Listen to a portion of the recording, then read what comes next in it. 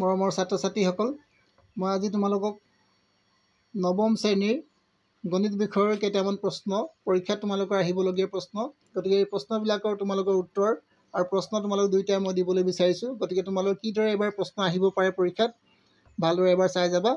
ইয়াত দিয়া আছে, এটা প্ৰশ্ন দিয়া হৈছে 455 আৰু 42ৰ গসাগু হ'ব, মানে এই সংখ্যা দুটাৰ গসাগু কিমান হ'ব উলিয়াবলৈ কোৱা হৈছে। গতিকে ইয়াত উত্তৰ তোমালোকক দিয়া হোৱা নাই, উত্তৰ দি দিছে কিন্তু তোমালোক কৰি দিয়া হোৱা নাই। গতিকে মই তোমালোক কৰি দিছোঁ, চাবা। তোমালোকে 42 আৰু 55 এই সংখ্যা দুটাৰ প্ৰথমতে উৎপাদক ভাঙিবা। 42 455 আৰু উৎপাদক ভাঙিম, 5ৰে হৰণ যাব। 5ৰে যদি আমি হৰণ কৰোঁ 5 9 গুণ 45 আৰু 5 1 গুণ 5। আকৌ আমি 7ৰে হৰণ কৰিম, 7 13 গুণ কি হ'ব 91 হৈ গ'ল। আৰু ইয়াৰ পিছত আমি 42টো ভাঙিম উৎপাদক। 42ক আমি কিহেৰে দিম, 2ৰে দিম। 2 2 গুণ 4, 2 গুণ 2। আকৌ আমি ইয়াক দিম 3ৰে, 3 7 গুণ 42। গতিকে আমি দেখিলোঁ ইয়াত 7 আছে, ইয়াতো 7 আছে, আৰু ইয়াত 13 আছে, ইয়াত 3 আছে, এইটো মিলা নাই। আৰু ইয়াত 5 আছে, ইয়াত 5 2 আছে, গতিকে নাই মিলা। গতিকে তোমালোকৰ মিলা কোনটো আছে, 7 আছে। গতিকে ইয়াৰ উত্তৰ তোমালোকে কি লিখিব পাৰিবা, 7 বুলি লিখিব পাৰিবা। গসাগু কিমান হ'ব তোমালোকৰ, 7 হ'ব। গতিকে তোমালোকৰ অপশ্যন কোনটো হ'ব, এটো তোমালোকৰ শুদ্ধ উত্তৰ হ'ব। ইয়াৰ পিছত নেক্সট তোমালোকক 2 নম্বৰ প্ৰশ্ন কি দিছে চোৱা। 20 ভাগৰ 3 শতকৰা ৰূপ হ'ল কিমান। ইয়াৰ শতকৰা ৰূপ ওলাব হৈছে। শতকৰা ৰূপ কিদৰে ওলাব পাৰিবা তোমালোকে, 20 ভাগৰ 3 ইয়াৰ লগত যদি শতকৰা ৰূপ উলিয়াবলৈ কয়, ইয়াৰ লগত তোমালোকে 100% এটা পূৰণ কৰিবা।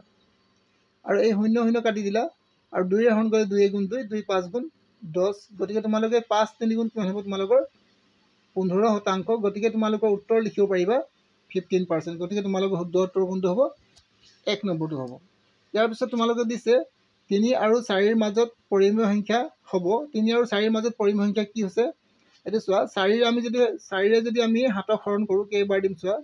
4ৰে যদি হৰণ কৰোঁ, 4 গুণ 4 বাৰ দিলোঁ, বাকী থাকিলে তোমালোকৰ কিমান থাকিলে 3 নাযায় কিন্তু দশমিক, এবাৰ 0 হ'ল। 7 4 গুণ 28, 28 ওলালে, বাকী থাকিলে 2, আকৌ নাযায় 0 দিলোঁ, 4 5 গুণ 20। গতিকে কি ওলাল তোমালোকৰ 1.75। গতিকে এইটো 3 আৰু 4ৰ মাজত কেতিয়া হ'ব, সংখ্যা হ'ব নোৱাৰে। 2ৰে যদি আমি 12টোক হৰণ কৰোঁ, তেতিয়া আমি কেইবাৰ যাম, 2ৰে যদি আমি 12ক হৰণ কৰোঁ তেতিয়া 6 বাৰ যায়। গতিকে ইয়াৰ মাজৰ সংখ্যা 6 ওলালে, 6টো ইয়াৰ মাজত থকা সংখ্যা নহয়। ইয়াৰ পিছত তোমালোকে চাবা, 2ৰে যদি আমি 7ক হৰণ কৰোঁ, 2ৰে যদি আমি 7ক হৰণ কৰোঁ কেইবাৰ দিম চোৱা।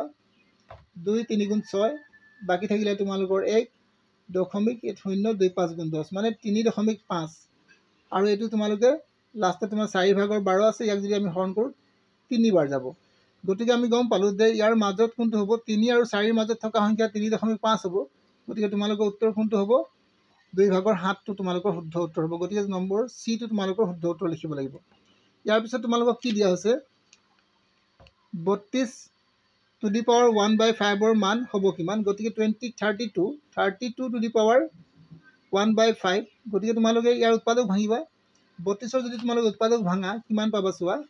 32ৰ যদি উৎপাদক 2ৰে যাব, 2 16 গুণ 32, আকৌ 2ৰে যাব কেইবাৰ 8 বাৰ, 2ৰে যাব 4 বাৰ, আৰু 2ৰে যাব কেইবাৰ 2 বাৰ।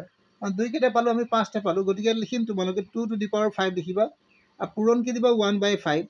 এই 5 5 তোমালোকৰ কেঞ্চেল যাব, থাকিব তোমালোকৰ 2।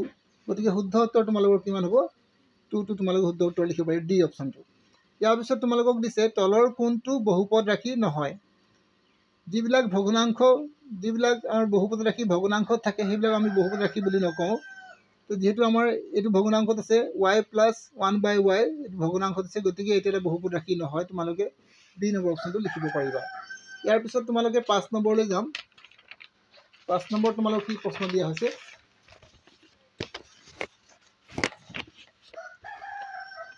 কি দিছে 6 নম্বৰ প্ৰশ্ন চাওঁ।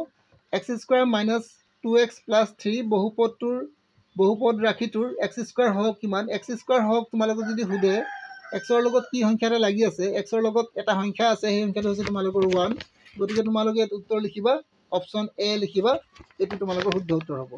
ইয়াৰ পিছত তোমালোকক নেক্সট প্ৰশ্ন কি দিছে, 7 নম্বৰ প্ৰশ্নটো, -4 5 বিন্দুটো y অক্ষৰ পৰা দূৰত্ব হ'ব। মনত ৰাখিবা, যদি তোমালোকক y অক্ষৰ দূৰত্ব সোধে তেতিয়া তোমালোকে xৰ মান লিখিবা, আৰু যদি তোমালোকক x অক্ষৰ দূৰত্ব সোধে তেতিয়া তোমালোকে y ৰ মান লিখিবা। যেহেতু তোমালোকক y অক্ষৰ দূৰত্ব সুধিছে, গতিকে তোমালোকে xৰ মান লিখিবা। xৰ মান আমাৰ কিমান আছে, -4 আছে। যদি -4 আছে তথাপি আমি মাইনাছ লিখিব নালাগে, দূৰত্ব লিখিব যাওঁতে সদায় প্লাছেই লিখিব লাগে। গতিকে আমি মাইনাছটো নিলিখোঁ, অপশ্যন কোনটো লিখিম, বিটো লিখিম। ইয়াৰ পিছত নেক্সট প্ৰশ্ন তোমালোকৰ 8 নম্বৰ প্ৰশ্নটো চোৱা।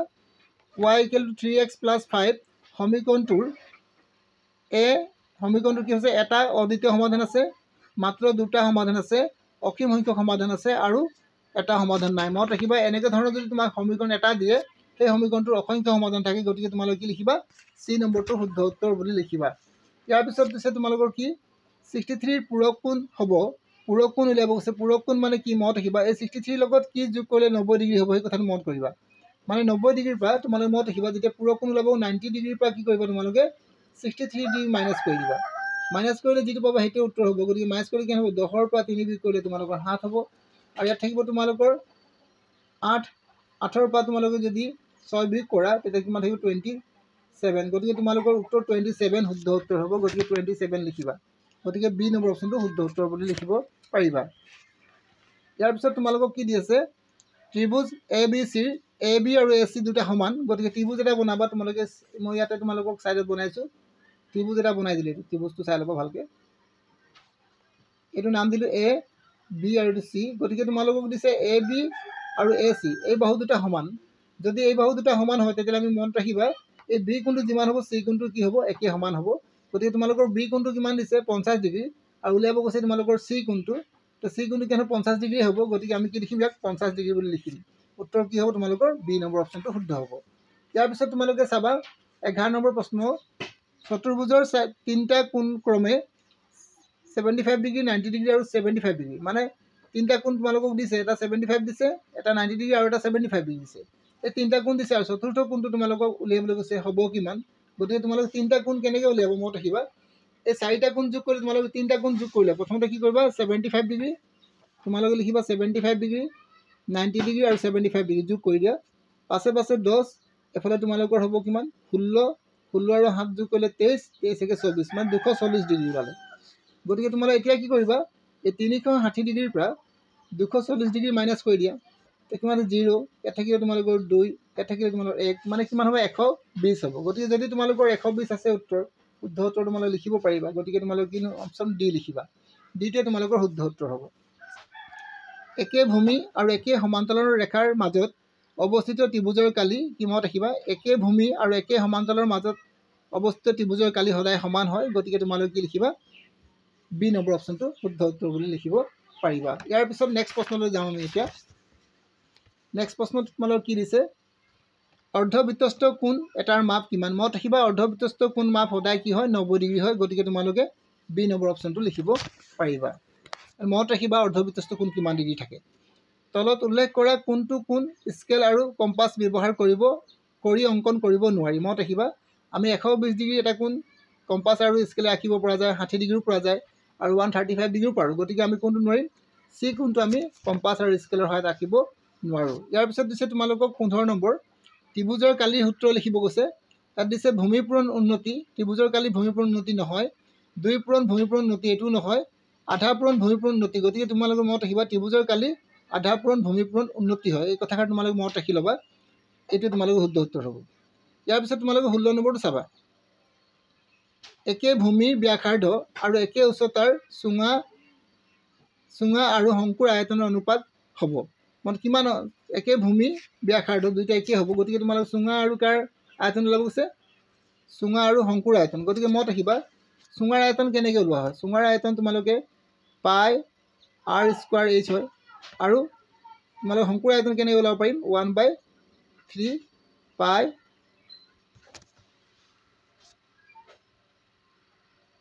r² h।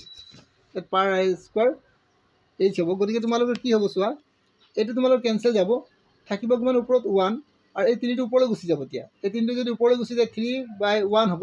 মানে ইয়াৰ অনুপাত কি হ'ব? 3:1 বুলি লিখিব পাৰিবা। গতিকে তোমালোকে শুদ্ধ উত্তৰ কোনটো লিখিবা? বি নম্বৰ তোমালোকৰ শুদ্ধ উত্তৰ হ'ব।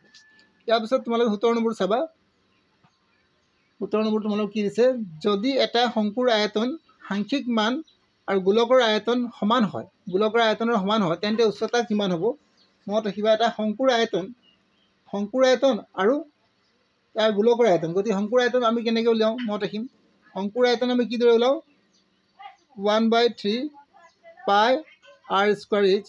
আৰু গোলকৰ আয়তন কেনেকৈ ওলাওঁ? আমি 4/3 3 পাই r কিউব গতিকে কি হ'ব পাই পাই কেনসেল হ'ল আৰু ইয়াত r দুটা আছিল গতিকে r কি হ'ব ইয়াত থাকিব এটা থাকিব r গতিকে ওপৰত থাকিলে কিমান তোমালোকৰ এই 3 3 কেনসেল হ'ল ওপৰত থাকিলে 1 তলত থাকিলে 4 আৰু ইয়াত থাকিলে তোমালোকৰ কিমান ওপৰত থাকিলে ইনটু h আৰু এফালে কি থাকিলে তোমালোকৰ অনুপাত কিমান আছিল তোমালোকৰ কিমান হ'ব সুধিছে গতিকে তোমালোকে কি লিখিবা যদি এটা সমান হয় এই দুটা অনুপাত যদি তোমালোকৰ সমান হয় সমান মানে এনেকৈ দিব লাগিছিলে এফালে 4 টো হ'ব লাগিছিল গতিকে ইয়াৰ আনসাৰ কি হ'ব তোমালোকে মত ৰাখিবা h ইকুৱেল টু 4r হ'ব কি হ'ব h ইকুৱেল টু 4r হ'ব এই দুটা সমান আছিল এই দুটা সমান হ'ব গতিকে কি হ'ব 4 গতিকে তোমালোকে শুদ্ধ উত্তৰ কোন লিখিবা 1 নম্বৰ a টো লিখিব পাৰিবা নেক্সট তোমালোকে নেক্সট চাবা ইয়াৰ পিছত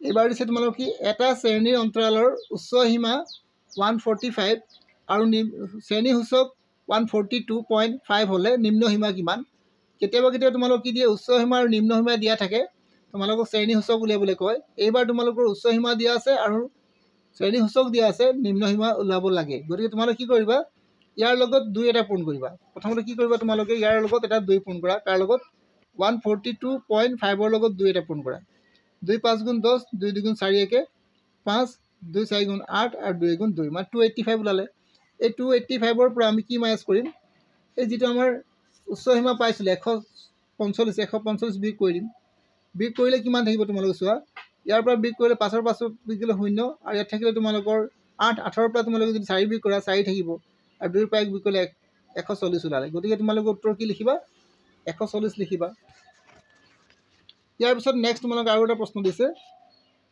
তলত দিয়া তথ্যৰ প্ৰসাৰ হ'ব কি প্ৰসাৰ উলাব কৈছে প্ৰসাৰ যদি উলাবলৈ কয় তেতিয়া মত ৰাখিবা ইয়াত সংখ্যাবিলাক দিয়া আছে তোমালোকে প্ৰসাৰ যেতিয়া উলাব ক'ব ইয়াত সবতকৈ ডাঙৰ সংখ্যাটো বাছি উলিয়াব ডাঙৰ সংখ্যাটো তোমালোকৰ কি আছে 91 আছে আৰু আটাইতকৈ সৰু সংখ্যাটো তোমালোকৰ কি আছে 6 আছে গতিকে এইটো মাইনাস কৰি দিবা ডাঙৰ সংখ্যাটোৰ পৰা সৰু সংখ্যাটো মাইনাস কৰি দিবা মাইনাস কৰি দিলে তোমালোকৰ থাকিব কিমান 85 কাৰণ 11 পৰা 6 গলে 5 থাকিব আৰু ইয়াত থাকিব তোমালোকৰ 8 হৈ গ'ল 85 গতিকে তোমালোকৰ শুদ্ধ উত্তৰ কি হ'ব সি নম্বৰ অপচনটো তোমালোকৰ শুদ্ধ হ'ব ইয়াৰ পিছত তোমালোকক নেক্সট 20 নম্বৰ প্ৰশ্নটো কৰাই দিব লৈছো কোনো এটা ঘটনাৰ সম্ভাৱিতা কিহৰ মাজত থাকে মত ৰাখিবা কোনো এটা ঘটনাৰ সম্ভাৱিতা সদায় কি থাকে 0 আৰু 1 ৰ মাজত থাকে মত ৰাখিবা 0 বা 1 ৰ মাজত থাকে বা 0 হ'ব পাৰে বা 1 হ'ব পাৰে তাৰ মাজত থাকিব মানে কি থাকিব কৈছে 0 হ'ব পাৰে 0 গ্ৰেটাৰ দেন এটো পি ই এনেকৈ লিখে আৰু ইয়াত তোমালোকে দিবা 1 গ্ৰেটাৰ দেন ইকুৱেল মানে কি মত ৰাখিবা এইটো দিব পাৰিবা মানে 1 হ'ব পাৰে বা 0 হ'ব পাৰে বা তাৰ মাজত থকা হ'ব পাৰে গতিকে তোমালোকে ইয়াত হেই ধৰণে